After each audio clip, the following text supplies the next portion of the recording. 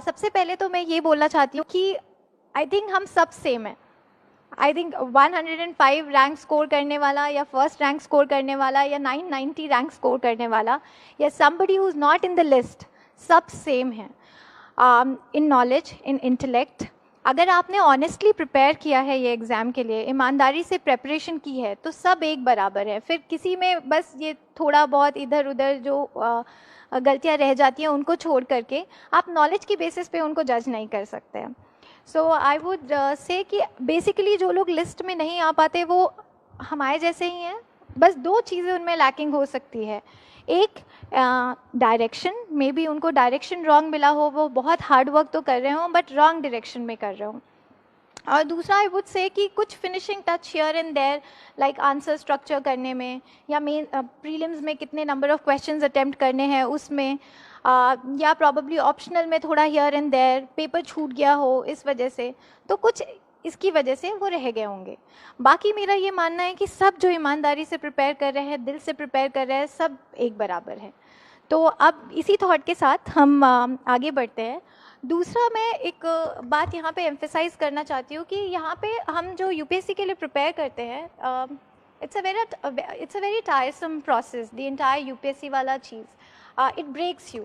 तो ये प्रोसेस में क्या होता है कि बहुत लोग ऐसे सोचते हैं कि हमारा एक बैकअप होना चाहिए, जो कि बहुत लाजमी भी है, होना भी चाहिए। Actually you need to have a backup, but I would like to say one thing, यहाँ पे मैं थोड़ा सा डिफ़र करती हूँ कि अगर आप शिद्दत से प्रिपेयर कर रहे हैं यूपीएससी के लिए, तो एटलीस्ट एक अटेम्प्ट ऐसा दे दीजिए जिसमें आप और कोई भी एग्जाम्स नहीं दे रहे हो। ना ही आप एसएससी के बारे में वरी कर रहे हो, ना ही आप स्टेट सर्विसेज के बारे में वरी कर रहे हो, ना ही आईबी के बारे में वरी कर रहे हो। सो एक अटेम्प्ट ऐसा हो, एक साल ऐसा हो जिसमें आपने फुल फ्लेजेडली एकदम ध्यान अपना यूपीएससी को ही मान करके यूपीएससी पे ही डाला है और सिर्फ उसी के लिए प्रिपेयर कर रहे हैं। क्योंकि आप कितनी भी कोशिश करें, लोग कितना भी बोलें कि अरे यूपीएससी के लिए प्रिपेयर कर रहे हो, इतना हाई लेवल है, ये सारे एग्जाम्स तो दे ही दोगे।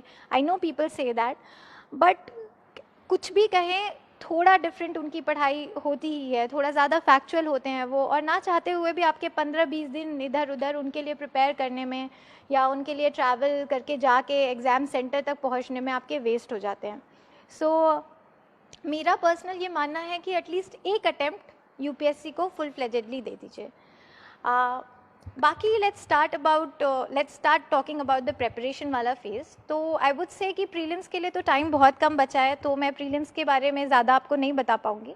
आई वुड जस्ट से कि आप फुल कॉन्फिडेंस से जाइए। अब जितना प्रिपेयर हो गया है हो गया है, अब बस इससे ज़्यादा यू कैन नॉट डू। आप अपने मन में ये मान के चलिए कि आपका क्लियर हो रहा है, आपको जितना करना था आपने वो मेहनत कर दी, आपने अब वो डाल दिया, अब भगवान की इच्छा है और वो अच्छी होगी बिकॉज आपने मेहनत की है। तो आप फुल कॉन्फिडेंस के साथ जाइए, जो प्रिपेयर किया है उसको अच्छे से बार बार रिवाइज़ कीजिए। कुछ नया पढ़ने की ज़रूरत नहीं है इस टाइम में, जो पुराना टेस्ट सीरीज़ या कुछ भी जो सॉल्व किया है उसको थोड़ा रिवाइज़ कर लीजिए। एंड उस दिन जिस दिन आप एग्ज़ाम सेंटर में जा रहे हैं, उसके लिए मैं एक बात बोलना चाहती हूँ। उस दिन आपका माइंड फ्रेम ऐसा होना चाहिए कि बस अभी क्लियर हो रहा है ये एग्ज़ाम। इस कॉन्फिडेंस, इस जज्बे के साथ जाइए and I am sure you will come out with flying colours after the prelims. So मैं प्रीलिम्स के बाद सीधे मेंस पे आती हूँ, बिकॉज मेंस के लिए अभी टाइम है। एंड जो ये 4 महीने होते हैं प्रीलिम्स से मेंस के बीच के, they are extremely crucial for an aspirant. मतलब this is your make it और ब्रेक इट वाला टाइम, तो इसको प्लान करना इज़ एक्सट्रीमली इम्पॉर्टेंट। तो जो ये 4 महीने हैं, अगर इसमें आपने प्लानिंग नहीं की, आपका कोई टाइम टेबल नहीं रहा, तो इससे क्या होता है कि आप हैफजर्डली प्रिपेयर करने लगते हैं। तो कभी ऑप्शनल रह जाता है, कभी जीएस रह जाता है, कभी ऐसे पे फोकस नहीं हो पाता, और ये सब इस वजह से होता है कि आप इधर से उधर हॉप कर रहे होते हो, क्योंकि आपके पास एक टाइम टेबल तो होता नहीं है। तो आई वुड से सबसे ज़्यादा इम्पॉर्टेंट ये है कि जब आपका प्रीलिम्स ख़त्म हो और आप आएँ, एक दिन अपना वो दिन ऑफ वगैरह लीजिए, उसके बाद गेट बैक टू स्टडीज़, और सबसे पहले आप अपना टाइम टेबल बनाइए। अब टाइम टेबल भी ऐसा नहीं कि मतलब मैं 5 बजे से 12 बजे तक पढ़ रही हूँ और फिर 12 से ये, इतना माइक्रो टाइम टेबल बनाने की ज़रूरत नहीं है। जो सबसे ज़्यादा ज़रूरत है वो ये है कि आपका एक मैक्रो टाइम टेबल रेडी होना चाहिए कि इतने से इतने दिन में मैं अपना ऑप्शनल फिनिश करूँगी, इतने से इतने दिन में मेरा जीएस होगा, या इतना टाइम मैं ऐसे को दूँगी। इस तरीके से आपका एक प्रॉपर टाइम टेबल होना चाहिए। मेरी ओपिनियन में मुझे लगता है कि सबसे पहले आपको अपना ऑप्शनल उठाना चाहिए, बिकॉज ऑप्शनल बहुत ही ज़्यादा इंपॉर्टेंट है एंड काफ़ी स्कोरिंग होता है compare to GS. So GS में अगर आप मार्क्स इंप्रूवमेंट की बात करें तो आप बहुत टाइम लगाएंगे, तो आपको मुश्किल से 5 मार्क्स की इंप्रूवमेंट होगी। बट वहीं ऑप्शनल में अगर आपने वो एफर्ट मारा हो तो आप काफ़ी अच्छा इंप्रूव कर सकते हैं। तो सबसे पहले तो आप अपना ऑप्शनल प्रिपेयर कीजिए। इसके साथ मैं आपको एक बात बोलना चाहती हूँ कि while you are preparing for your optional, जो सबसे पहले आपने लिया है, आप टेस्ट लिखना मत छोड़िए। तो प्रीलिम्स के बाद जो भी आपने टेस्ट सीरीज़ लगाई हो, जैसे कि एमजीपी बहुत अच्छा है, मैंने एमजीपी लगाई थी फोरम आईएएस की, या अगर आपको विजन अच्छा लग रहा है तो आप वो लगा लीजिए। तो सबसे पहले जब आप टेस्ट सीरीज़ जो भी आप लगा रहे हैं, तुरंत आप प्रीलिम्स के बाद लगा रहे हैं, तो आप suppose you have a week, तो वीक में 4 डेज आप प्रॉपर्ली ऑप्शनल की पढ़ाई कीजिए।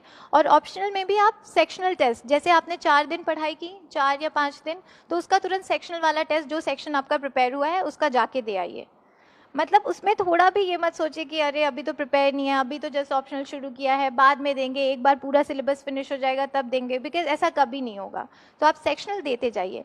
दूसरा, जब आप 4 दिन ये पढ़ रहे हैं तो सपोज 7 डेज का वीक होता है, तो 7th डे आपने जीएस का टेस्ट शेड्यूल कर लीजिए। सो हर Sunday suppose if you are writing GS, तो बस एक दिन पहले, यानी कि जो 6th डे आपका होगा, उस दिन आप थोड़ा बहुत इधर उधर से जो भी आपने प्रीलिम्स में इतना पढ़ा ही है जीएस, और थोड़ा बहुत जो आपके अपने अगर नोट्स हो पुराने या नहीं भी हो तो भी बस मुंह उठाए चले जाइए, दे के आइए। मतलब राइटिंग द टेस्ट वो सबसे ज़्यादा इम्पॉर्टेंट है। आए ना आए कोई बात नहीं, वहाँ पे आपको आ जाएगा अपने से आंसर बनाना। कुछ नहीं तो ये पूरे प्रोसेस से आप ये तो सीख लोगे कि कैसे उन क्वेश्चंस को आंसर करें जिनका आंसर हमें आता ही नहीं है। होता था ना पहले, मतलब आई थिंक जो भी इंजीनियर्स हैं या जिन्होंने भी ग्रेजुएशन किया, ग्रेजुएशन में होता था ना सेमेस्टर्स में बहुत टाइम ऐसा होता है कि कोई क्वेश्चन नहीं आता, हम बना के आ जाते हैं। सो बना के ही आइए, बट राइट, एटलीस्ट आपकी राइटिंग स्किल उससे इम्प्रूव होगी। So one is that. Once आपका ऑप्शनल जब फिनिश हो जाता है, then you can start full fledged GS का प्रेपरेशन। बिकॉज एक बार अगर ऑप्शनल पढ़ने का हो गया ना, पूरा आपने अच्छे से पढ़ लिया, तो उसके बाद आपको I think hardly a week लगेगा उसको वापस रिवाइज करने में। तो इसलिए जब ऑप्शनल आपका फिनिश हो जाता है, इट विल टेक अराउंड 20-25 और 1 मंथ व्हाट्सोएवर, जो भी टाइम लग रहा है, उसके बाद आप अपना जीएस शुरू कर दीजिए। तो जीएस में मैं सबसे पहले बोलूँगी कि I think you should target ethics. Ethics में आपको क्या करना है कि मैंने तो एथिक्स वैसे पढ़ा नहीं था, तो मैं एथिक्स के बारे में आपको कुछ अच्छे से सजेस्ट नहीं कर पाऊँगी, because I am not the right person to do so. But आपको मैं ऐसा सजेस्ट नहीं कर रही हूँ। आपके जो भी नोट्स है, अगर आप वाजीराम फॉलो करते हैं तो वाजीराम, या जो भी नोट्स है वहाँ से कर लीजिए, या अगर आपने अपने पहले बनाए हों तो उनको रेफ़र कर लीजिए। मेरा आइडिया ये था कि जो भी टॉपिक्स, जो भी सिलेबस में जो वर्ड्स लिखे हुए हैं एथिक्स के, उनको एक A4 शीट पे उनकी अपनी खुद की डेफिनेशन लिख के अपने एक नोट्स बना लीजिए, और उन हर वर्ड से रिलेटेड एक एग्जाम्पल आपके पास रेडी होना चाहिए। और ये सब आप पूरा काम फिनिश कर सकते हैं क्लोज टू 1 वीक में, ये सब हो जाएगा। So once you are done with ethics, आपका GS4 जब कंप्लीट हो जाए, तो उसके बाद आप GS 1, 2, 3 इनकी तो साथ साइड बाय साइड प्रेपरेशन कर सकते हैं। And by that time market में मेंस 365 और ऐसी इस तरीके की काफ़ी बुकलेट्स आ जाएंगी, जिससे आपका GS पेपर 2 और 3 ऑलमोस्ट प्रिपेयर ही हो जाएगा। तो अभी आपका फोकस ये होना चाहिए कि जो बाद में, जो ऑप्शनल के बाद वाला टाइम है, कि उसमें आप अपने हिसाब से अपनी सूटेबिलिटी के अकॉर्डिंग GS की प्रेपरेशन कर रहे हैं। And at the same time optional जो आपने प्रिपेयर किया था, जो सेक्शनल टेस्ट लिखते थे, वो अब आके छोड़ मत दीजिएगा। तो जो पहले आप GS के साथ करते थे, जैसे कि GS के साथ ऑप्शनल के टाइम में आप क्या करते थे कि वीक में एक दिन टेस्ट लिख रहे हैं, उसके एक दिन पहले बस रिवाइज कर रहे हैं। So now when you are preparing for GS, do the same for optionals, कि आप 4 दिन GS पढ़े या 5 दिन GS पढ़े, और छठे दिन ऑप्शनल रिवाइज करके 7वें दिन ऑप्शनल का टेस्ट दे दिया। तो इससे क्या होगा कि आप भूलेंगे नहीं अपना ऑप्शनल। और अपना टाइम टेबल ऐसे बनाइएगा कि एटलीस्ट 2 या 3 रिवीजन हो जाए, जो भी आपने पढ़ा है उसके 2 या 3 रिवीजन आप मेंटेन कर सकें। इस प्रोसेस में मैं एक और बात बोलना चाहती हूँ उन बच्चों के लिए जिनका ऑप्शनल एक बार ही पहले प्रीलिम्स के प्रिपेयर हो चुका होता है, तो उनको ये सब फॉलो करने में थोड़ा ईज़ होगा, वो जल्दी कर लेंगे। बट वो बच्चे जिन्होंने ऑप्शनल अभी टच भी नहीं किया था प्रीलिम्स के पहले, उनके लिए मैं ये बोलना चाहती हूँ कि आपको थोड़ा ज़्यादा एफर्ट मारना पड़ेगा।